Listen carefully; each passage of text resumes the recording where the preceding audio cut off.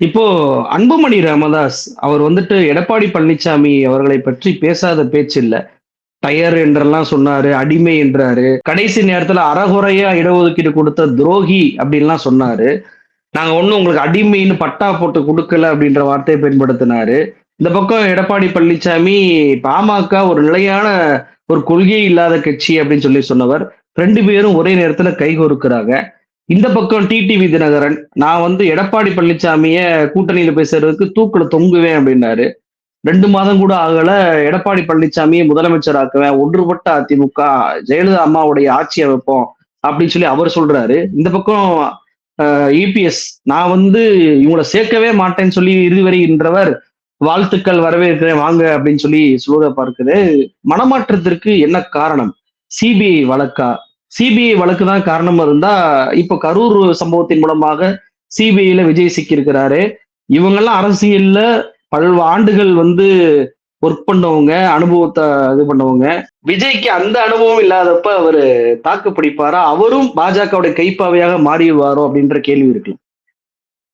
இல்ல, அதாவது விமர்சனங்கள் இதெல்லாம் நான் ஒரு பக்கம் ஒதுக்கி வச்சிடறேன். நீங்க பாமக அதிமுக மீது வச்ச விமர்சனம், டிடிவி தினகரன் அதிமுக மீது விமர்சனம், எனக்கு அந்த வார்த்தை ரொம்ப நல்லா ஞாபகம் இருக்கு. நான் பல நேரங்கள்ல எடப்பாடி பழனிசாமியை பார்க்கும்போது, டிவிலயோ இல்ல வேற ஏதாவது நிகழ்ச்சிகள்லயோ பார்க்கும்போது, அண்ணன் தினகரன் சொன்னதுதான் எனக்கு ஞாபகத்துக்கு வரும். கல்லாப்பட்டி சிங்காரம்னு சொன்னார் எடப்பாடி பழனிசாமியை. நீங்க டக்குன்னு எடப்பாடி பழனிசாமிய அண்ணன் சொன்ன வார்த்தையில பாத்தீங்கன்னா கல்லாப்பட்டி சிங்காரம் மாதிரியே இருப்பாரு. கல்லாப்பட்டியில உட்கார்ந்து இருக்கிற ஒரு முதலாளி எப்படி ஈன்னு பல்ல காமிச்சுக்கிட்டே இருப்பாரோ, அதே மாதிரி பல்ல காமித்து கொண்டே இருப்பார். அது அவர் மீது வச்ச தனி மனித தாக்குதல். அதெல்லாம் மறந்துட்டு இன்னைக்கு வந்து அதிமுக பலப்படணும் அப்படின்னு நாளுக்கு நாள் ஒரு பச்சோந்தியை போல நிறம் மாறி கொண்டிருக்கிறார் அண்ணன் தினகரன். என்ன காரணம்னு கேட்டீங்கன்னா, என்னுடைய வாழ்நாள் இருக்கிற வரை, நான் அரசியலில் இருக்கிற வரை பாஜகவோடு கூட்டு இல்லைன்னாரு. அதே பாஜகவிடம் மண்டியிட்டு நின்றார். எடப்பாடி பழனிசாமியிடம் இருந்து அதிமுகவை மீட்பதுதான் எனக்கு ஒரே நோக்கம். வாழ் ஒன்றுதான். அது நம்பியார் கையில இருக்கா, எம்ஜிஆர் கையில இருக்கான்றதுதான் முக்கியம். இப்ப அது நம்பியார் கையில இருக்கு, வில்லன் கையில இருக்கு. அதை வந்து நான் வந்து எம்ஜிஆர் கைக்கு கொண்டு வருவதற்கான முயற்சியில ஈடுபட போறேன். அதை மீட்டெடுப்பதற்கு தான் கட்சி தொடங்கினேன்னாரு. இப்ப என்ன நிலைமை? அந்த கட்சி தலைமை தாங்குகிற அல்லது தலைமை தாங்குவதாக சொல்லப்படுகிற கூட்டணியில் போய் அங்கம் வகிச்சு முதலமைச்சர் வேட்பாளர் யாருன்னா எடப்பாடி பழனிசாமி தான் சொல்ற இடத்துக்கு வந்துட்டார். அப்போ பச்சோந்தி கூட கொஞ்சம் தாமதமாக நிறம் மாறும். அதை விட மிக வேகமாக நிறம் மாறுகிற ஒரு மனிதராக அவர் வந்து வெளிப்படுறாரு. நீங்க வந்து இந்த விமர்சனங்கள் குறித்து கேள்வி கேட்டா, இப்படி எல்லா கட்சியும் எல்லா நிலையிலும் விமர்சனங்களை வைத்தவர்கள் தான். ஆனா இவ்வளவையும் கடந்து ஏன் கூட்டு சேர்ந்தார்கள்? சிபிஐ வழக்கு ஒரு காரணமா அப்படின்னா, பிரதான காரணம் சிபிஐ வழக்கு. பாரதிய ஜனதா கட்சி ஆட்டுவிக்கிற இடத்திலிருந்து ஆட்டுவிக்கிறது. இவர்கள் அதற்கு ஏற்றார் போல் ஆடுகிறார்கள் என்பது ஒன்று. 2வது, நான் தமிழ்நாடு அரசியல் களத்தை உள்வாங்கி இருக்கிறதுனால சொல்றேன், திமுக மீது இருக்கக்கூடிய அச்ச உணர்வு இவர்களை ஓரணியில் திரட்டியிருக்கு. ஒரு பக்கம் சிபிஐ, அதன் மூலமாக கிடைத்திருக்கிற நெருக்கடி. இன்னொரு பக்கம் திமுகவை வீழ்த்தவே முடியாத பேர் இயக்கமாக எழுந்து நிற்கிறது திமுக. திமுக தலைமையிலான அணி வலுவான அணியாக இருக்கிறது. 234 தொகுதிகளிலும் வெற்றி வாகை சூட முடியும் என்கிற அளவுக்கான தேர்தல் பரபரப்புக்கு அந்த இயக்கங்கள் தயாராகிவிட்டன. அங்க இருக்கக்கூடிய அந்த இன்ஃப்ராஸ்ட்ரக்சர் ரொம்ப ஈஸியா தேர்தல்ல வெற்றி பெறக்கூடிய இன்ஃப்ராஸ்ட்ரக்சரா இருக்கு. இங்க ரொம்ப வீக்கா இருக்கு. அணி சேருகிறவர்கள் அணி சேராமல் போனால் திமுகவை வீழ்த்த முடியாதுன்னு அவரே சொல்றாரு இன்னைக்கு பேட்டியில. டிடிவி தினகரனே என்ன சொல்றாருன்னா, 2019 கை நழுவி போன வாய்ப்பு, 2021 கை நழுவி போன வாய்ப்பு இப்போது வந்திருக்கிறது என்று அவர் பேசுகிறார். இப்ப இருக்கக்கூடிய மிக முக்கியமான செய்தி ஒன்று இருக்கு. டிடிவி தினகரன் தனி சின்னத்துல போட்டியிடுவாரா, இரட்டை இலை சின்னத்துல போட்டியிடுவாரா? இரட்டை இலை சின்னத்தில் போட்டியிட்டால் மீண்டும் ஒரு பிளவை அதிமுக சந்திக்க போகிறது. மீண்டும் ஒரு தர்ம யுத்தம் அதிமுகவிற்கு தொடரப் போகிறது என்றுதான் பொருள். ஆனால் இப்படியெல்லாம் நடக்க வேண்டும் என்பதை எங்கோ உட்கார்ந்து கொண்டு யமுனை நதிக்கரையில் வரலாற்றை எழுதி கொண்டிருக்கிறது பாரதிய ஜனதா கட்சி. அதற்கு ஏற்ப தமிழ்நாட்டு அரசியலில் காய்கள் நகர்த்தப்பட்டுக் கொண்டிருக்கின்றன. சிபிஐ வழக்கு ஒரு பிரதானமான காரணம். பாரதிய ஜனதா கட்சிக்குள் லாவகமாக சிக்கிக் கொண்டார்கள் இவர்கள் என்பதுதான் யதார்த்தமான செய்தி. நீங்க விஜய் குறித்து இதிலேயே ஒரு இடைக்கல்வி ஒண்ணு கேட்டதுனால சொல்றேன். விஜய் எப்போது டெல்லிக்கு சிபிஐ வழக்கு மாற்றப்பட்டதோ அப்போதே பாரதிய ஜனதா கட்சியினுடைய கோளுக்கு ஆடுகிற குரங்காக மாறிவிட்டார் என்பதுதான் உண்மை. இப்ப கூட விஜய்க்கு இன்ஸ்ட்ரக்ஷன் டெல்லியில இருந்து தான் கொடுக்கப்படும். கைதாயிருவாருன்னு முந்தா நாள் தகவல். ஆனால் கைதாகவில்லை. கைதாவதற்கான சூழல்கள் உருவாகும் என்று இப்போது செய்தி. தேர்தலுக்கு முன்பாக எது வேண்டுமானாலும் நடக்கலாம். விஜயை வெளியில விட்டு வைக்கணுமா வேண்டாமான்றதை அமித்ஷா முடிவு பண்ணணும். விட்டு வைத்தால் எந்த அடிப்படையில் விட்டு வைப்பது? 3வது அணியா அமித்ஷா தான் முடிவு பண்ணும். அப்ப விஜய் கையில் எந்த முடிவும் இல்லை.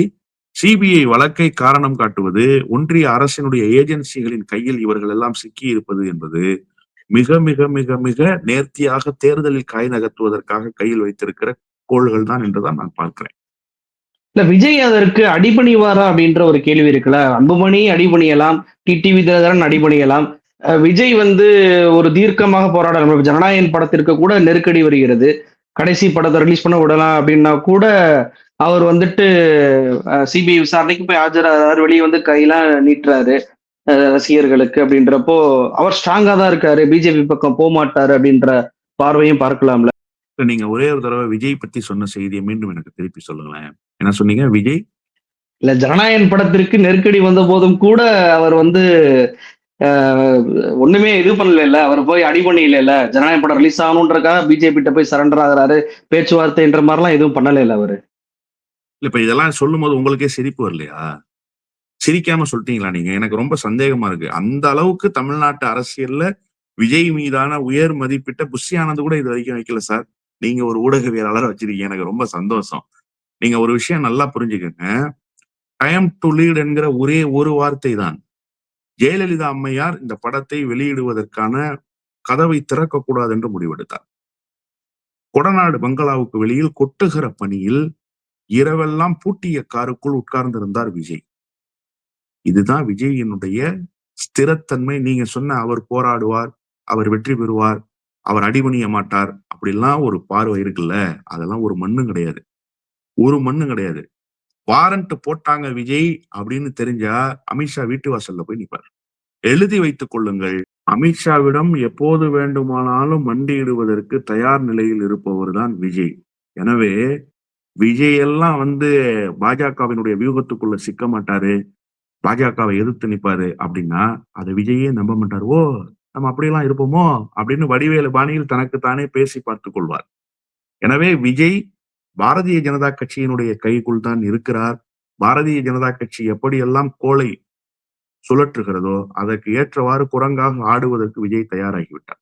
இப்போ அன்புமணி ராமதாஸை பொறுத்த வரைக்கும் கூட்டணிக்கு வருவார் அப்படின்னு சொல்லி 7வது மாசமே எடப்பாடி பழனிசாமி அவர்கள் பிரச்சாரம் பண்ணாரு. அதே போல இப்போ வந்துட்டாரு. டிடிவி தினகரன் மோடியுடைய மீட்டிங்க்கு வருவார் அப்படின்னு சொல்லிட்டு பேனர்லயே பாஜக அவருடைய போட்டோ வச்சாங்க. இப்போ டிடிவி தினகரனும் இணைஞ்சிட்டாரு. இப்படி வருவதற்கு முன்பே இவங்க வருவாங்கன்ற முடிவை எடுப்பது என்பது அன்புமணிக்கும் டிடிவிக்கும் சுயமரியாதை மீது கை வைப்பதை போல ஒரு விஷயம் இருக்குல்ல. ஆனா இந்த பக்கம் திமுகவில் இணையக்கூடிய வைத்தியலிங்கம் அவர்கள், அவர் மீது இடி ரைடு என்பது 2024 ஓபிஎஸ் இருக்கும் போதே நடந்துச்சு. இப்பயுமே எஃப்ஐஆர் போட்டிருக்கிறாங்க. இப்ப திமுகவுல சேர்ந்தா கண்டிப்பாக இடி மேற்கொண்ட நடவடிக்கை அவர் மீது எடுக்கும்னு தெரியும் தானே. அதை மீறி ஏன் அவர் திமுகல போய் சேர்றாரு அப்படின்ற கேள்வி. நீங்க டெல்டா மாவட்டம்ன்றனால இன்னொரு துணை கேள்வி என்னன்னா, டெல்டாவை பொறுத்த வரைக்கும் ஒரு தொகுதியில மட்டும்தான் திமுக தோற்றுறாங்க. மத்த 8 தொகுதியில 7 தொகுதியில வெற்றி பெற்றாங்க. அந்த ஒரு தொகுதி ஒரத்தநாடு. இப்ப அந்த தொகுதியும் திமுக பக்கம் போயிருக்கு அப்படின்றப்போ டெல்டாவை திமுக இந்த மாதிரி வசப்படுத்துதா? அதாவது ஏற்கனவே அறிவிக்கப்பட்டவாறு இவர்கள் வந்தார்கள், அவர்களுடைய சுயமரியாதை கேள்விக்குறியாகாதா அப்படின்னு கேட்டீங்க. அவர்களுக்கு சுயமரியாதை என்று ஒன்று இருக்கிறதா என்ன? டிடிவி தினகரன் ஒரு பத்திரிகையாளர் கேள்வி கேட்டார். எனக்கு நல்லா ஞாபகம் இருக்கு. ஒரு 4 மாதத்துக்கு முன்பு கூட்டணியில் உங்களுடைய நிலைப்பாடு என்ன என்று கேட்டார். அமித்ஷாவினுடைய நிலைப்பாடு தான் எங்களுடைய நிலைப்பாடு என்று சொன்னார். இப்படி ஒரு அரிய கருத்தை அடிமை எடப்பாடி பழனிசாமி கூட சொன்னதில்லை. அதை விட அரிய வகை அடிமையாக இருக்கிற டிடிவி தினகரன் சொன்னார். அப்ப சுயமரியாதை எல்லாம் ஒண்ணும் கிடையாது. இன்னொன்று, அன்புமணி ராமதாஸுக்கு அரசியலே இல்லை என்கிற போது சுயமரியாதை, தன்னம்பிக்கை, மாநில சுயாட்சி இவையெல்லாம் எங்கிருந்து வரும்? அதெல்லாம் ஒண்ணும் கிடையாது. அதனால அவர்களுக்கெல்லாம் அது ஒரு பெரிய பொருட்டே இல்லை. ஆனா நீங்க ரொம்ப முக்கியமான ஒரு கேள்வி கேட்டீங்க. ஏற்கனவே ஒரு வழக்கில் சிக்கி இருக்கக்கூடிய வைத்திலிங்கம் இப்ப திமுகவுக்கு வர்றாரு. அது அவருக்கு நெருக்கடியாக மாறாத? நிச்சயமாக நெருக்கடியாக மாறும். நீங்க அதிமுகல பிரச்சனைக்குரிய நபர்களாக மாறி திமுகவுக்கு வந்த பிறகு பிரச்சனைகளை வேகமாக சந்திக்கிற நபர்களாகத்தான் செந்தில் பாலாஜியிலிருந்து சேலத்தில நாடாளுமன்ற உறுப்பினராக இருக்கிற செல்வ கணபதியிலிருந்து இப்போது இருக்கிற அண்ணன் வைத்திலிங்கம் வரைக்கும். இது எல்லாம் பிரச்சனை அதிமுகவுல இருந்தபோது எழுந்த பிரச்சனைகள். அவர்கள் திமுகவுக்கு வந்ததற்கு பிறகு அது வேகம் எடுக்கும். ஆனால் அதை எப்படி அவர்கள் எதிர்கொள்கிறார்கள் என்பதை கடந்த காலத்தில் நாம பார்த்திருக்கோம். செல்வ கணபதி இப்போதும் நாடாளுமன்றத்துக்கு சென்றிருக்கிறார். அண்ணன் செந்தில் பாலாஜி இப்போதும் தமிழ்நாட்டில் யார் என்பது எல்லோருக்கும் தெரியும். இப்படி ஒரு பக்கம் நடந்து கொண்டேதான் இருக்கிறது. அதனால இந்த பிரச்சனையை வேகம் எடுப்பதற்கான வாய்ப்புகளை உருவாக்கும் ஒன்றிய அரசு. ஆனா அதை எதிர்கொள்வார் என்றுதான் நான் புரிஞ்சுக்கிறேன். மிக முக்கியமான செய்தி, ஒரத்தநாடு ஒன்றை தவிர எல்லா இடங்களிலும் வெற்றி பெற்றாங்க. ஒரத்தநாட்டுல மட்டும்தான் அதிமுக வெற்றி பெற்றது. இப்போது வைத்திலிங்கம் வந்திருக்கிறாரு. வைத்திலிங்கம் வரவில்லை என்று சொன்னாலும் ஒரத்தநாட்டில் வெற்றி பெறுகிற சூழலை உருவாக்கிருச்சு திமுக.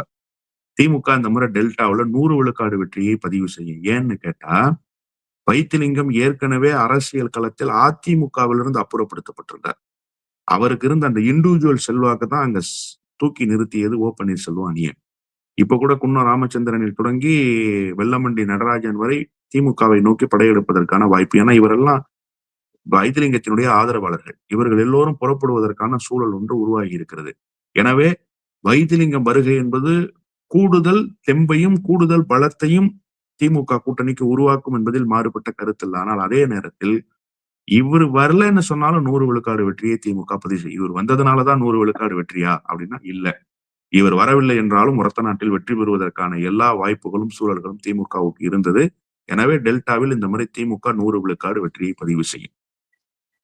நிகழ்ச்சியில் கலந்து கொண்டு பல்வேறு தகவலை நம்ம பகிர்ந்துட்டீங்க. ரொம்ப நன்றி.